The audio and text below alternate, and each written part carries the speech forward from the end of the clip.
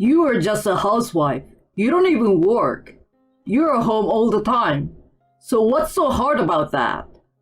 My husband is constantly verbally abusive to me. I want to end my relationship with my outwardly good-looking husband. One day, I went to an elementary school presentation with him, and it was my daughter's turn. I spent a day secretly investing my father on his working days to find out how he spends his time. My dear husband, my daughter knows everything about you, even if you don't tell her. I'm Thelma, a stay-at-home mom. I worked as a flight attendant for a major airline until our daughter Jackie was born. My husband Zach was an upperclassman when we were still in high school. I even wished I could connect with him by praying in a church. When we got on a committee together, it felt like I was on the top of the world. Once we were able to talk a little, I was thrilled every day. But the day came when the school term changed and the committee came to an end. After that, there were no more opportunities for conversation. Nothing happened after that, and even Zach graduated. I never forgot him. Time passed, and I was working hard as a flight attendant for a major airline when God performed a miracle for me. He happened to be on a flight I was assigned to. It was a good thing that I went to pray in the church after I had made contact with him. Of course, I couldn't do anything fancy because I was working, but I was able to reconnect with Zach. After that, he and I got together. When we went to his parents' house, they were very happy to see us. We are so happy to have a daughter because we only have boys. I won't forgive you if you make Thelma cry, okay? Take care of her for the rest of her life. That's what a man does. I couldn't help but smile at how manly and kind he was. Things have been going well ever since. We bought a new house in a condo and were blessed with a beautiful daughter. The relationship with my in-laws had been completely smooth. And so the three of us lived happily ever after. The end. It would have been great if that was the end of the story. But reality was not like that. When my daughter was in the 4th grade, I started having trouble sleeping at night, and I had a mental breakdown. My husband has a job that requires him to travel frequently. My parents' home and his parents' home are far away. I had no one nearby to turn to in times of trouble. After 10 years of trying hard, I have finally reached my limit. I used to be a perfectionist by nature. It was my fault. As a result of being too hard on myself, my mind and body broke down. My husband's attitude toward me became cold when I couldn't do my housework properly and kept crying. As a housewife, you just stay at home all the time without doing any work. What the hell is wrong with you? My mother came to my house to help me recover from my illness. But my marriage completely broke down after that. My husband disrespected me. His attitude got worse. He complained about my housework. He complained about the stains on the laundry, the dust in the corner of the room, and the fact that I couldn't even cook a good meal.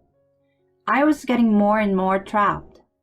But once we stepped out of the house, my husband's attitude changed completely, and he became the nice husband who puts his family first, even in front of our daughter. It made me sad to see him no longer be the person that I had once admired. I was disgusted with myself for laughing along with my husband, but I was completely under his control and could not resist. Days like this continued. One day, I noticed something about my husband.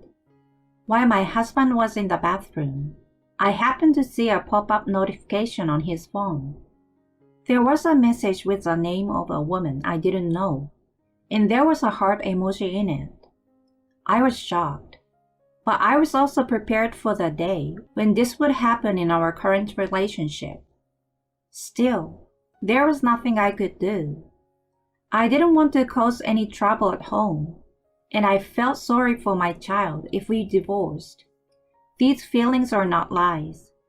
But even so, I didn't even have the courage to face my husband. I had been collecting evidence of the affair, just in case. But none of it seemed convincing enough, so I was lacking in decisive evidence. It is too painful to continue living like this. I might get mentally or physically sick again. What should I do?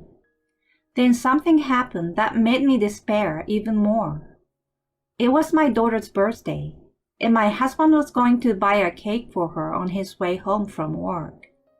It was a very delicious cake, made by a famous patissier, which she loved. But it was not something she could eat on a daily basis. So when I told her it was special this time, she jumped with glee. It's 6 p.m. The meal was almost ready.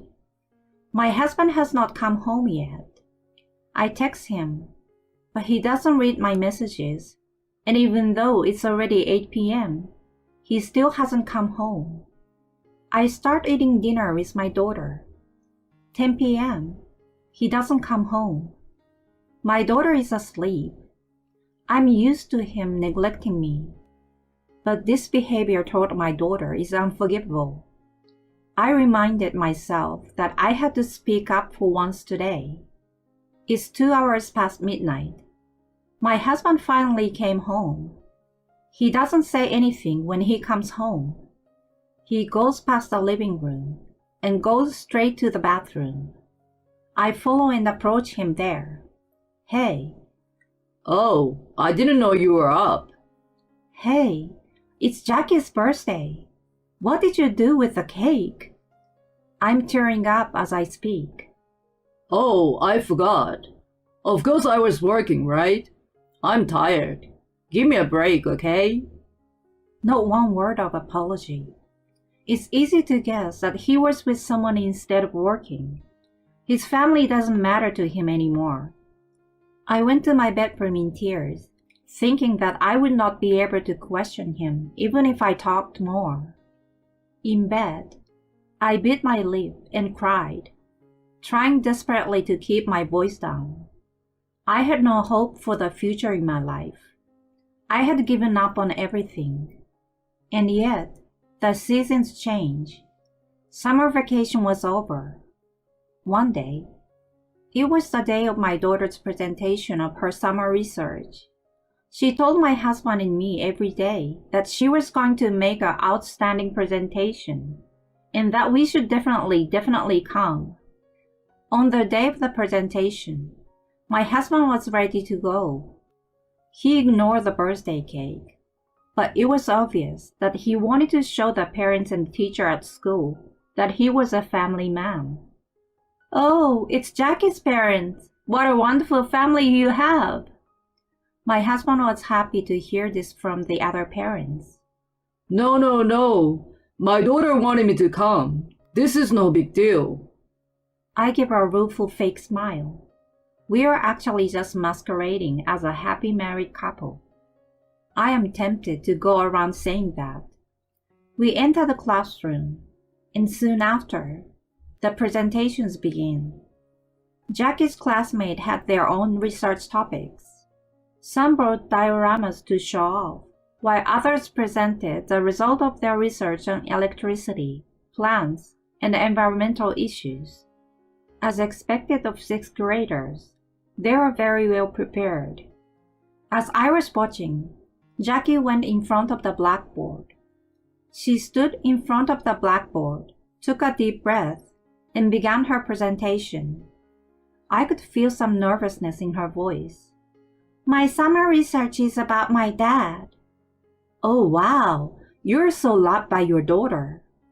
The parents next to me said that to my husband. Well, she's kind of like her daddy's girl. He shows a bashful expression. Jackie continues her presentation. My dad is a very handsome man. He was certainly the man of my dreams, and he is very good looking. Only on the outside though. He is a salesman for a pharmaceutical company. He often comes home after midnight. Even though he is busy, he always comes to work looking sharp and cool like today. During the summer vacation, I try to find out if my father is really busy with his work and what he does every day. Jackie's presentation was getting a little weird. After finishing the introduction, Jackie operated the computer connected to the projector and moved the presentation material to the screen in front of the blackboard. I followed my father closely to find out how he spends his working day. He wakes up at 7 a.m., eats breakfast prepared by my mother, goes to work at 8 a.m., and arrives at the office at 9 a.m. At 9:30, he goes out for his rounds. He is always accompanied by a female employee. Around 10 a.m., he goes to a cafe far from the office and makes out with this woman. The classroom is abuzz. My husband is flustered, but I don't know what she means. What kids say, really. I don't know what she is talking about. Haha. he's frantically trying to calm down the situation in the classroom. At 12, they move to a restaurant to have lunch together. And after lunch, they flirt again. Then at around 2 p.m., they visit the client's company and finally get to work.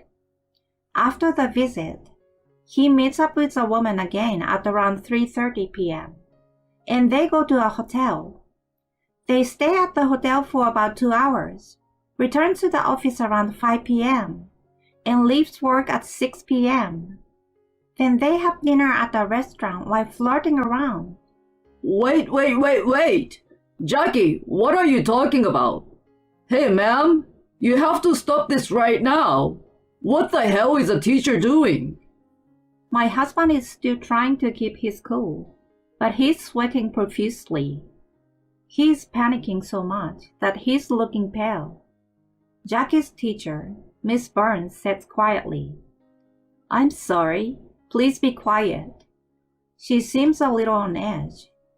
Let's go back in time. It was the day before the presentation.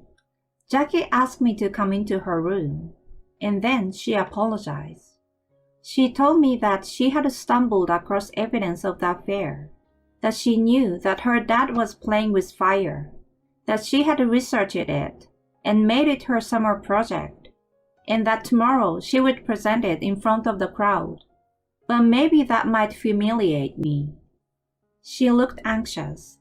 To be honest, I was surprised, but I was even more surprised by her ability to secretly follow her dad during the summer vacation, taking pictures and checking every detail of their interactions on social networking sites and messaging apps.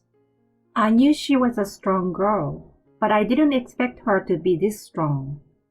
I wondered what kind of parent I would be to let my daughter do such a thing.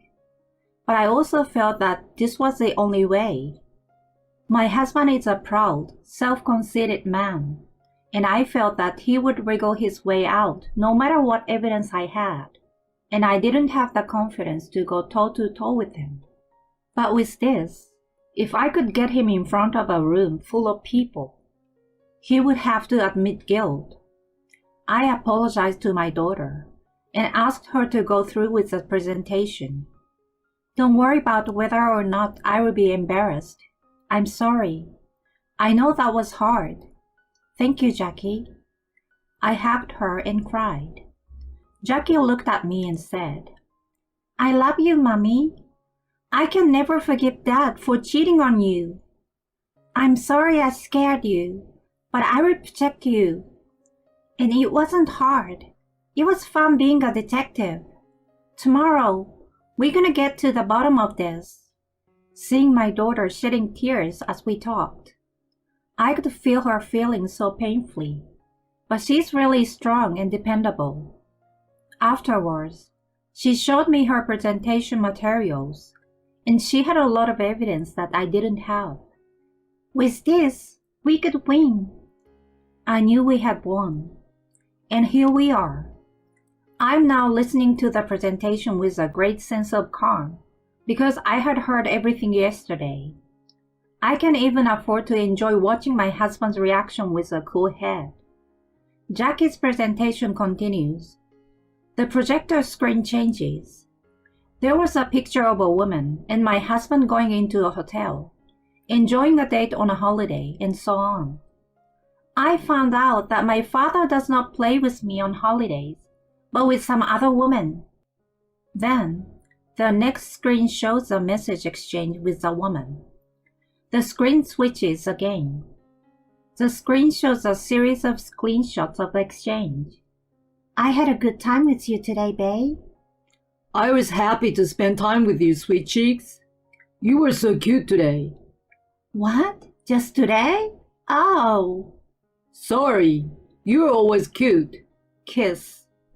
I guess it can't be helped. I forgive you. In exchange, let's go on a date next week. Jackie reads the messages in different voices. Sweet Cheeks is a woman, and Bay is my husband. Several parents burst out laughing uncontrollably at the name Sweet Cheeks and the content of the exchange. The students also burst into laughter. Oh, please. My husband, who is always so self-conceited, sounded pathetic. After the class calmed down, my daughter started to summarize her presentation. I've been investigating my father's true identity. It was a lie that he was busy with his work. This is because my father has been making out with a woman during his working hours. In other words, my father is having an affair with this woman. Having a relationship with another woman even though you are married is called cheating. My father is cheating on my mother. I have learned that my father is lousy father, husband, and member of society. These are the result of my research. She concluded with a smile. The classroom erupted in applause, and everyone in the room looked at my husband coldly. My husband sank to the cold floor of the classroom and was silent. He could not say anything back. There is another incoming attack. His phone has been ringing since a few minutes ago. He seems to be so shocked by his daughter's presentation that he doesn't notice. Your phone is ringing. He finally realizes what I'm saying and runs out of the classroom to answer the phone. Yes. What? What? The call was from the company. My daughter had mailed a copy of her project to the president of her dad's company. My father spends most of his working hours cheating on my mom. He also lies to me that he has to work on his days off and goes out with a woman instead of spending time with us. Please take strict action against adults who do not do their jobs. After the presentation, my husband and I left the school together. He was quiet until we arrived home. When we entered the house, my husband made a scene. What the hell is going on? My husband got irritated and hit me. At that moment, a person appeared at the door. He went to Zach as fast as a missile and grabbed him by the chest and shook him around as if he was a ragdoll. What have you done? He screamed and slapped my husband at the same time. It was my father-in-law. My mother-in-law followed him. My parents appeared. Both sides of the family were there. I had called out to them, anticipating this turn of events. And then, my father-in-law spread out on the table a piece of paper with my daughter's research material printed on it. With this much evidence, you can't get away with it. And don't you feel sorry as a parent for letting your daughter see you like this? Get down on your knees and apologize. My father-in-law grabbed my husband's head and forced him to get down on his knees. I'm sorry. I looked down at my husband, who was down on his knees, tears and snot running down his nose, and told him, "Please sign the papers." He signed the divorce papers on the spot, and my husband was taken away by my parents-in-law. After that, thanks to the evidence my daughter had gathered for me, the divorce was finalized with a generous alimony payment. But still, I was worried about my daughter since she made such a presentation at school. I became a little popular because sweet cheeks became a buzzword. She was so open about it. All the parents were on my side. Whenever I met them on the street, they would give me lots of words of support and encouragement. Jackie's homeroom teacher talked to me later.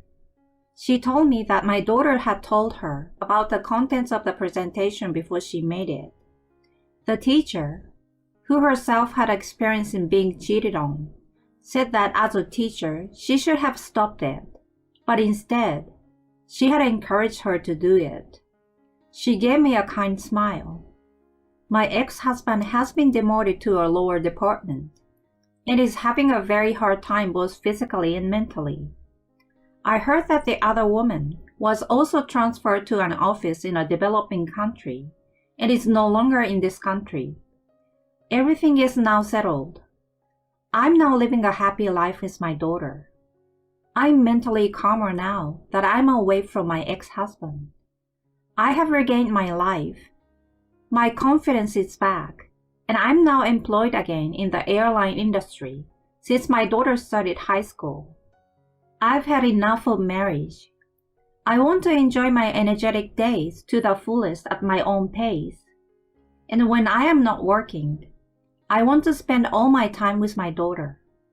Although my daughter, now in high school, is still rebellious, we can always talk to each other about anything as if we were friends. She sees me working hard at the airport.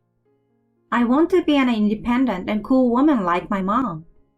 She tells me with a twinkle in her eye, I owe everything to you. I want to repay you with my life, and I will never, ever, ever make you unhappy. This winter break, my daughter and I will be traveling to New York City. I'm looking forward to Christmas and New Year in New York.